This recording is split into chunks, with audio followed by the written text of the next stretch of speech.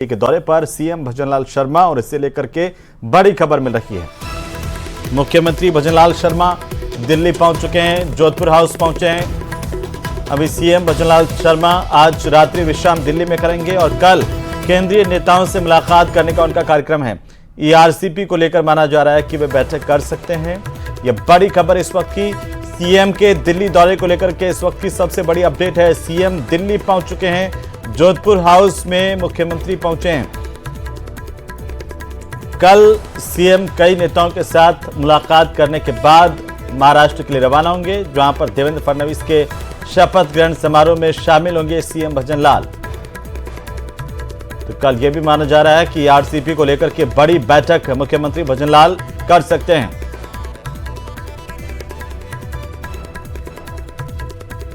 उधर बीजेपी विधायक action mood में हैं और बीजेपी के 2 विधायकों के बयान सामने आए, जिसमें वो अधिकारियों को चेतावनी देते दिखे। मंडल विधायक उदयलाल भराना ने कहा कि काम में घोटाला करने पर ट्रैप करवा दूंगा। वहीं दौसा के महवा विधायक ने कहा कि भ्रष्टाचार बिल्कुल भी बर्दाश्त नहीं होगा। एक भी जगह अगर गड़बड़ चला हुआ तो मैं डायरेक्ट अपने कार्यकर्ता को बोल के पैसे देने को ट्रैप करवा दूंगा। नौकरी खत्म हो जाएगी, ध्यान जितने ज्यादा गुंडागर्दी आप कर रहे हो मेरे को सब पता है। और एक भी अगर आपको नहीं समझना आता तो आप अपने आप बोल दो, ठीक है, मेरे को यहाँ से जाना है। हमने एक भी कर्मचारी को चेंज नहीं किया क्या? पिछली सरकार में आप लोग थे, अभी कुछ ये जैसे मंच में बैठे 2-4-5 कर्मचारी आप लोगों से खेल करके 5 साल अधिकारी बड़े-बड़े हैं, वो वही लोग नए चेंज हुए। बाकी सचिव साहब, पटवारी साहब, जितने छोटे अधिकारी सब लोग वही। हमने सोचा कि राज चेंज होने के बाद हम चाहे तो आप लोगों को चेंज कर सकते, लेकिन हम लोगों ने पिछले बार के आप लोगों को कहा था, मोदी जी ने ये कहा था कि जो अधिकारी कर्मचारी उन लोगों से प्रेम से काम मिले। मैं भ्रष्टाचार के खिलाफ बिल्कुल आज से नहीं, तब मैं प्रधान हुआ करता तब से सख्त इसका विरोध में रहा हूं।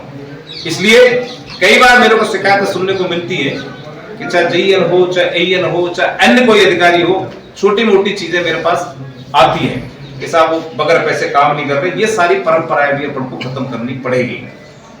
पहले चाहे कुछ भी हुआ हो, लेकिन हमारे राज में ये सिस्टम बिल्कुल आपको खत्म करना पड़ेगा। एसडीओ साहब, आप स्पष्ट रूप से निर्देशित कर दें आपके अधीन सारे कर्मचारियों को, किसी विभाग के कहीं भी कोई भी अगर प्रूफ सहित कोई बात आई पैसे की तो हम बिल्कुल बर्दाश्त नहीं करेंगे।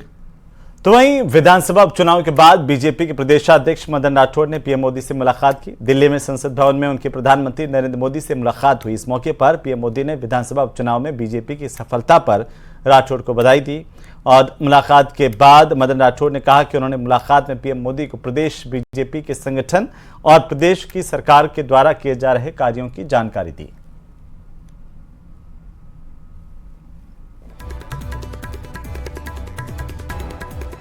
उधर राजस्थान के लाखों युवाओं का इंतजार और बढ़ गया है। स्वायत्त शासन विभाग की तरफ से 23,820 पदों पर निकाली गई सफाई कर्मचारियों की भर्ती को सरकार ने रद्द कर दिया है। बुधवार को स्वायत्त शासन विभाग के निदेशक कुमारपाल गौतम ने इसके आदेश जारी किए। यह तीसरा मौका है जब सफाई कर्मचारियों की भर्ती अटकी है। दरअसल राजस्थान सरकार की ओर से प्रदेश भर में सफाई कर्मचारियों की भर्ती निकाली गई थी। इसके आवेदन की अंतिम तारीख 27 नवंबर थी। इसके बाद 5 दिसंबर तक आवेदन करने वाले अभ्यर्थी अपने डॉक्यूमेंट में संशोधन कर सकते थे। इससे एक दिन पहले ही सरकार ने इस भर्ती को रद्द कर दिया।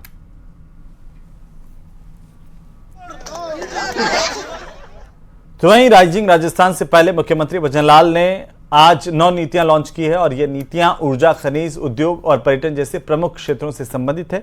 ये नई नीतियां राजस्थान एमएसएमई नीति 2024, राजस्थान निर्यात संवर्धन नीति, पर्यटन इकाई नीति 2024 और एकीकृत स्वच्छ ऊर्जा नीति 2024 लागू की गई। इस मौके पर मुख्यमंत्री ने कहा कि प्रदेश में निवेश को बढ़ावा देना सरकार का लक्ष्य है और ये नई नीतियां प्रदेश के विकास को गति देंगी।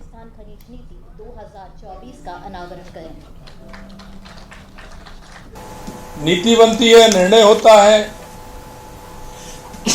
क्रियान्विति होती है तो कार्य में गति आती। ये नीति राजस्थान को देश का अग्रणी राज्य बनाने की दिशा में महत्वपूर्ण कदम है। ये नीतियां राज्य में निवेश को आकर्षित करने, उद्योग को बढ़ावा देने और रोजगार के अवसर प्रदान करने में अहम भूमिका निभाने वाली है। आज राजस्थान MSME नीति 2024, राजस्थान निर्यात संवर्धन नीति, राजस्थान एक जिला एक उत्पादन नीति 2024, एकीकृत क्लस्टर विकास योजना, राजस्थान ABGC XR नीति 2024, राजस्थान पर्यटन इकाई नीति 2024, राजस्थान एकीकृत स्वच्छ ऊर्जा नीति 2024, राजस्थान खनिज नीति और राजस्थान एमसेंड नीति 2024 जारी की गई है। खबर झुंझुनू से, जहां पर ईडी ने देश भर में सीए और क्रिप्टो ट्रेडर्स के संगठित गिरोह का खुलासा किया है। यह गिरोह साइबर ठगी की ब्लैक मनी को वाइट करता था। भारत से पैसा ठगकर UAE के ऐप पर यह भेजा जाता था, फिर उसे दुबई में क्रेडिट कार्ड ATM से कैश किया जा रहा था। जांच में यह भी सामने आया कि ठगी का यह पैसा 5,000 से ज्यादा भारत के अलग अलग बैंक अकाउंट से निकाला गया। 640 करोड़ रुपए के इस मनी लॉन्ड्रिंग मामले में ईडी ने 28 से 30 नवंबर तक देश भर में 13 जगहों पर कार्रवाई की है। ईडी ने बुधवार को दोपहर मामले को लेकर खुलासा भी किया। राजस्थान में जोधपुर, झुंझुनू के अलावा यह कार्रवाई दिल्ली, गुरुग्राम, हैदराबाद, पुणे और कोलकाता में एक साथ की गई।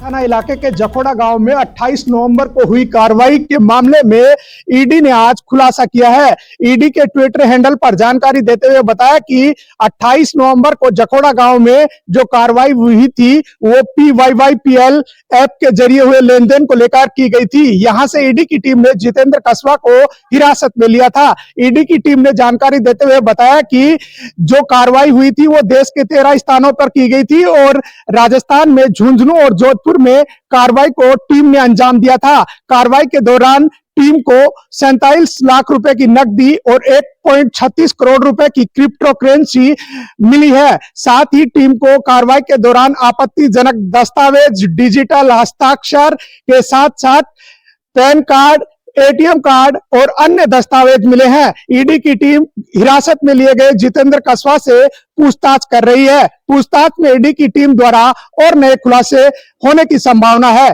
करसन सिंह शेखावत, न्यूज 18 राजस्थान, झुंझुनू।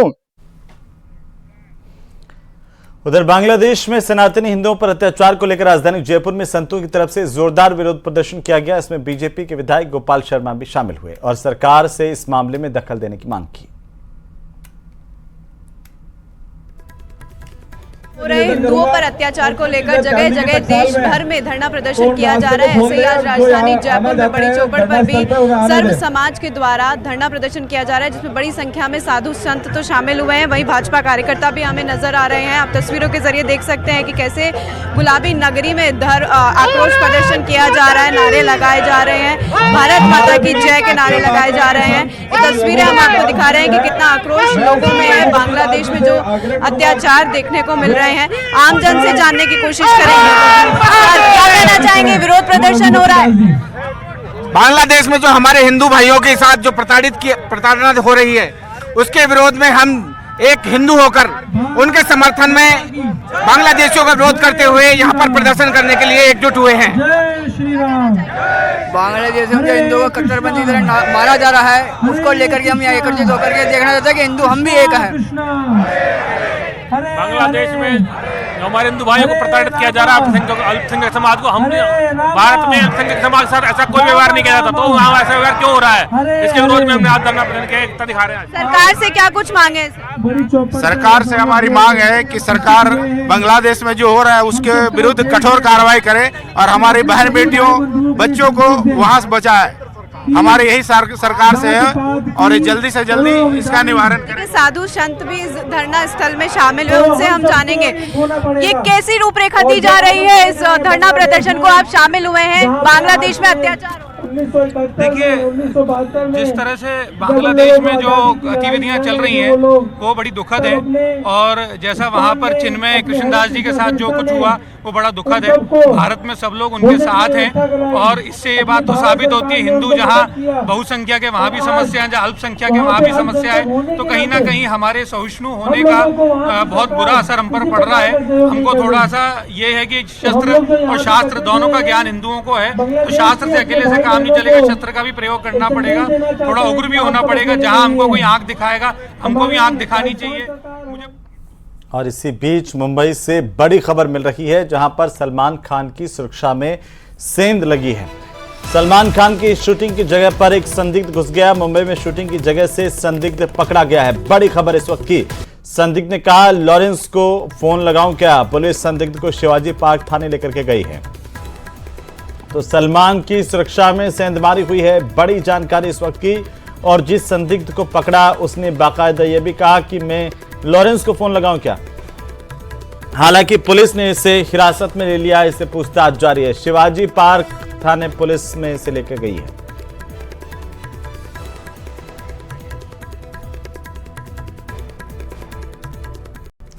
और चलिए अब बात करेंगे भैंस किसकी। इस बात की गवाही पाडों को देनी पड़ी, तब जाकर के पुलिस ने 3 भैंसों को थाने से मुक्त किया।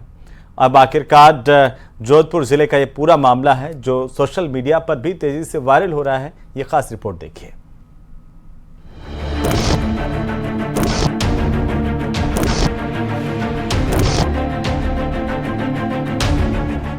भैंसों के लिए लड़ाई थाने तक आई।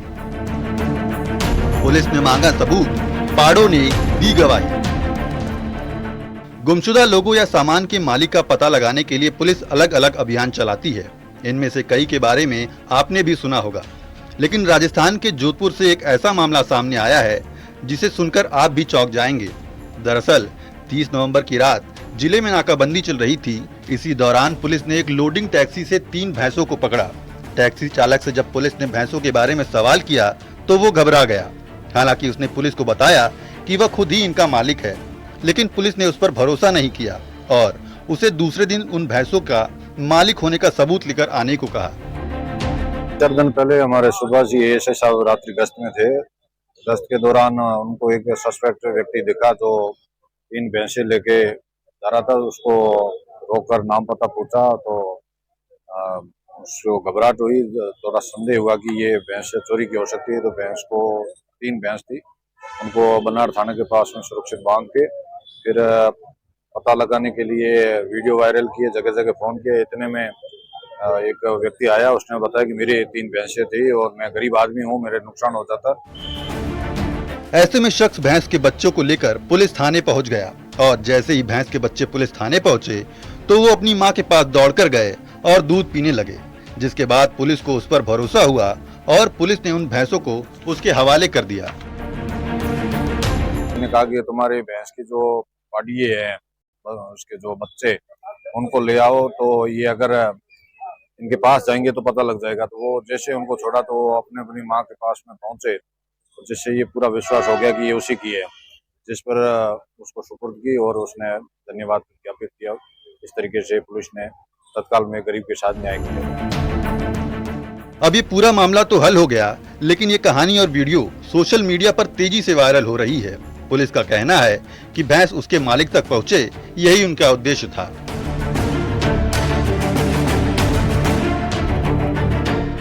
न्यूज़ 18 के लिए जोधपुर से चंद्रशेखर की रिपोर्ट।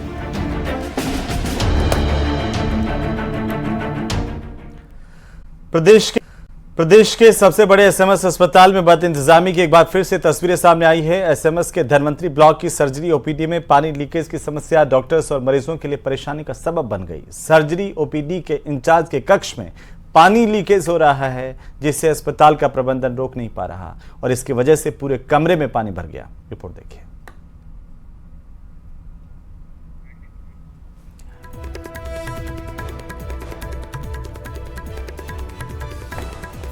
तो सर्जरी ओपीडी में भी पानी भरा है और इसकी वजह से न केवल मरीजों को परेशानी हो रही है बल्कि डॉक्टर्स भी परेशान हैं।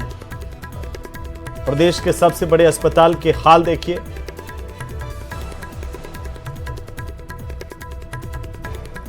सबसे बड़े एसएमएस अस्पताल के बदहाल हालात सुधरने का नाम नहीं ले रहे हैं। इस वक्त हम एसएमएस अस्पताल की धनवंतरी ओपीडी की सर्जरी ओपीडी में और यहाँ के हाल जो है वो दिखाना चाहेंगे कि इस प्रकार से एचओडी का जो कमरा है वहां पर जो यूनिट प्रभारी हैं उनके कमरे में किस प्रकार के हालात हैं ये आपको दिखाने की कोशिश करते हैं। यहाँ पर पानी जो है वो भरा पड़ा है, इस लिहाज से मरीजों को जो है वो नहीं देख पाया जा सका है और डॉक्टर यहाँ से उन्हें यहाँ से रवाना होना पड़ा क्योंकि यहाँ पर पानी जो है वो एक तरह से भरता जा रहा है। इस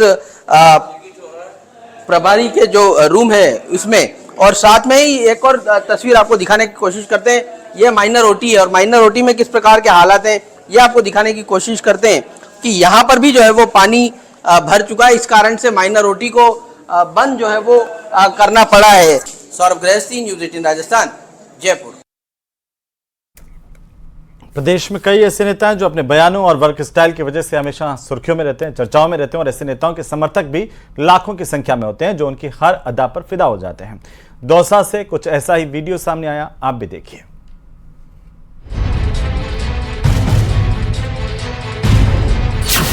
माननीय ने शिष्टाचार को किया दरकिनार, जन सुनवाई में मर्यादा हुई तार तार। माननीय कब करेंगे कबूल, क्यों मर्यादा गए भूल। ऐसे काम नहीं लोगों को ऐसे मुकदमा फंसाएंगे क्या करते हैं आप कल जाके इनको विड्रॉ कराओगे, नौकरी करनी है तो मैं परसों में ऑफिस में आकर तुम्हें कल विड्रॉ कराओगे। कैसे कराओगे? ये तुम्हारा काम है। जिस कर्मचारी को इसमें आपत्ति है वो याशिया को अपना ट्रांसफर करा दे, ये चले जाए। मैं कल ऑफिस में आऊंगा आपके और इनका दोनों के मुकदमे विड्रॉ करोगे। ओके, ऐसे समझो आप में तो क्या कल विड्रॉ कराओगे, दोनों मुकदमे विड्रॉ नहीं हुए तो मैं परसों ऑफिस में आके आपको विदा करूंगा, साफा पहना के तिलक निकाल सम्मान के साथ बैठिए आप। जैसा दिखता है वैसा होता नहीं। अब अपनी टीवी स्क्रीन पर नजर आ रही इस तस्वीर को ही देख लीजिए। लालसोट से बीजेपी विधायक रामविलास मीणा खुद को सेवक बता रहे हैं। दूसरी तस्वीर में भी जनता जनार्दन के प्रति गहरी प्रतिबद्धता दर्शा रहे हैं। ऐसी तस्वीरें उनके सोशल मीडिया पर खूब देखी जा सकती हैं। चलिए अब दावों के आसमान से जमीन पर चलिए, कथनी करनी का भेद देखिए। अब नेताजी के आपा खोने की वजह भी जान लीजिए। बुधवार को रामविलास मीणा जनसुनवाई कर रहे थे, तभी ग्रामीणों ने उनसे वन विभाग की शिकायत कर दी। कहा कि वन विभाग बार बार उनके खिलाफ मुकदमे दर्ज करवा रहा है। इसके बाद विधायक जी हत्थे से उखड़ गए, वन विभाग के कर्मचारियों पर भड़क उठे, साफ कह दिया कि नौकरी करनी है तो पूर्व में दर्ज कराए गए दोनों मुकदमे वापस लेने होंगे। जन सुनवाई के दौरान विधायक रामविलास मीणा ने कहा कि जिस कर्मचारी को आपत्ति है वो ट्रांसफर करा दे। ऐसे काम नहीं लोगों को ऐसे मुकदमा फंसाएंगे क्या करते हैं आप कल जाके इनको विड्रॉ कराओगे, नौकरी करनी है तो मैं परसों में ऑफिस में आकर तुम्हें कल विड्रॉ कराओगे। कैसे कराओगे? ये तुम्हारा काम है। जिस कर्मचारी को इसमें आपत्ति है वो याशिया को अपना ट्रांसफर करा दे, ये चले जाए। मैं कल ऑफिस में आऊंगा आपके और इनका दोनों के मुकदमे विड्रॉ करोगे। ओके, ऐसे समझो आप में तो क्या कल विड्रॉ कराओगे, दोनों मुकदमे विड्रॉ नहीं हुए तो मैं परसों ऑफिस में आके आपको विदा करूंगा, साफा पहना के तिलक निकाल सम्मान के साथ बैठिए आप। बताया जा रहा है कि लालसोट क्षेत्र में पिछले दिनों वन क्षेत्र में हो रहे अवैध खनन के खिलाफ वन विभाग ने 2 अलग-अलग मुकदमे दर्ज कराए, जिससे नाराज विधायक ने अफसरों पर मुकदमे वापस लेने का दबाव बनाया। पीड़ित अफसर कहते हैं कि नुकसान की भरपाई पर बात बन सकती है। वापस होंगे या फिर ये तो नहीं कह नहीं सकता हूँ, और पुलिस वाले जाने जो उन्होंने नुकसान किया उसकी भरपाई कर देंगे। तो हम वो पौधे खराब हुई है, पौधे लगवा देंगे।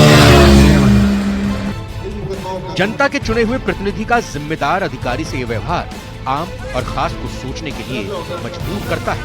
क्या समाज इस दिशा में सोचने की जहमत उठाएगा? न्यूज़ 18 राजस्थान के लिए दौसा से आशीष शर्मा की रिपोर्ट। क्या करते हैं आप कल जाके। और अब बात करते हैं डूंगरपुर की, जहां पर उच्च शिक्षा राम भरोसे नजर आ रही है। ऐसा हम नहीं कर रहे हैं, डूंगरपुर की जमीनी हकीकत ही खुद बयां कर रही है। दरअसल कॉलेज में लेक्चरर के यहां पर 80% तक पद खाली पड़े हैं और पढ़ाई पूरी तरह चौपट हो गई है। ये रिपोर्ट देखिए।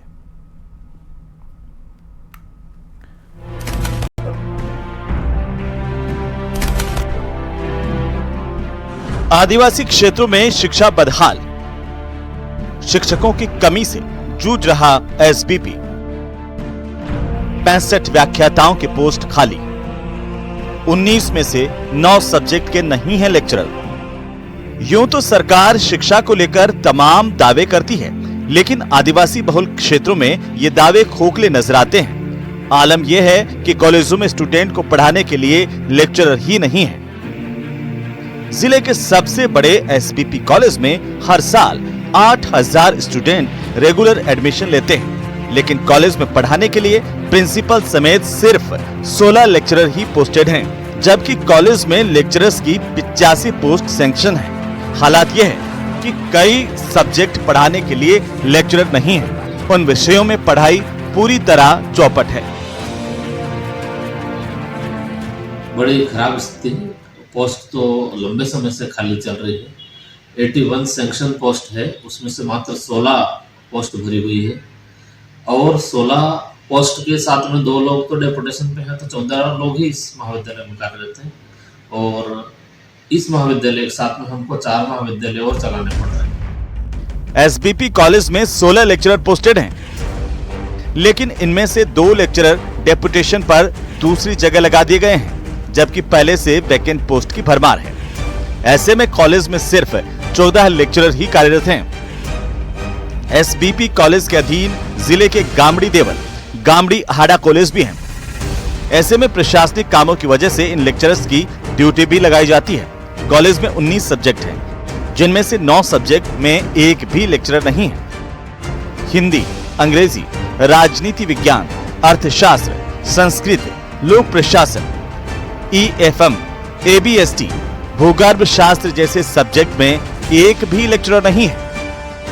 एसबीपी कॉलेज के पूर्व छात्र संघ अध्यक्ष तुषार ने बताया कि कॉलेज में लेक्चरर्स के खाली पदों को भरवाने के लिए वे 5 सालों से संघर्ष कर रहे हैं। पहले कांग्रेस और अब बीजेपी की सरकार को कई ज्ञापन दे चुके हैं, लेकिन खाली पदों को नहीं भरा जा रहा।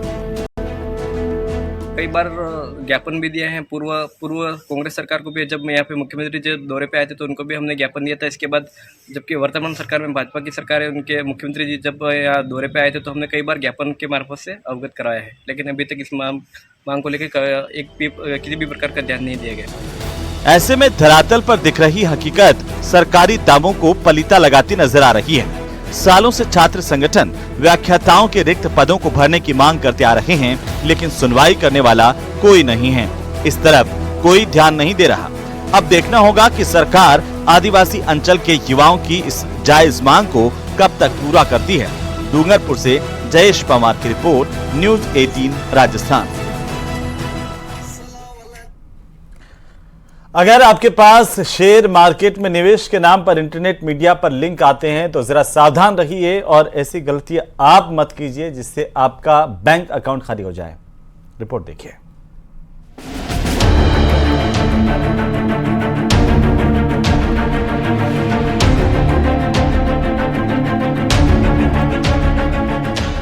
शेयर बाजार के नाम पर ठगी का कारोबार, गिरोह ने NRI के 1.25 करोड़ रुपए किए पार। शिकायत पर सीए समेत 9 आरोपी गिरफ्तार। बनिए होशियार, रहिए खबरदार।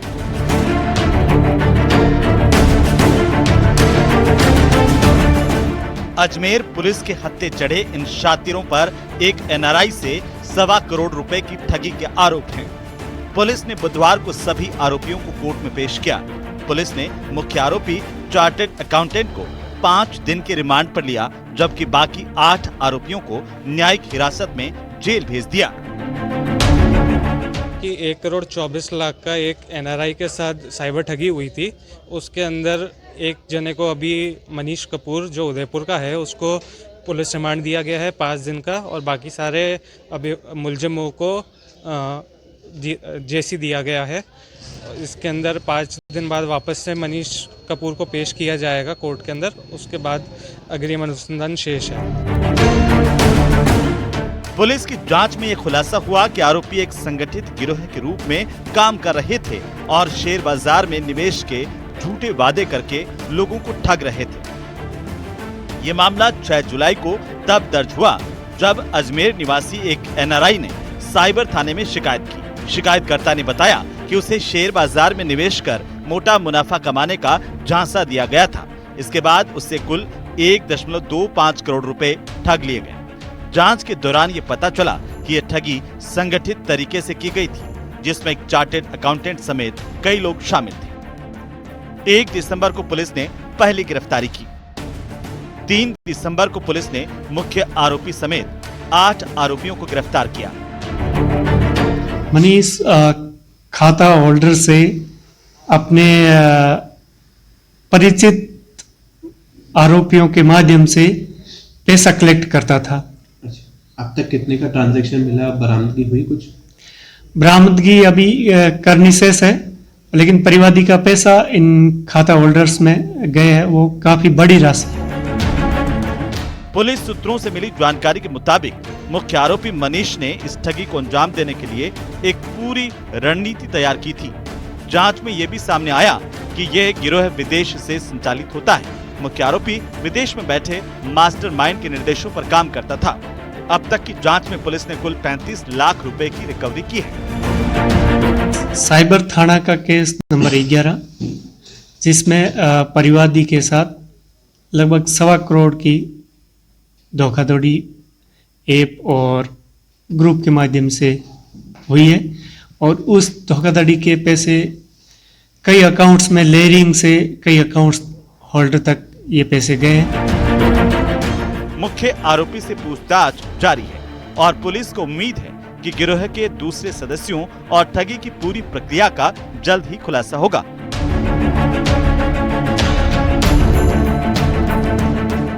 न्यूज़ 18 राजस्थान के लिए अजमेर से अशोक भाटी की रिपोर्ट।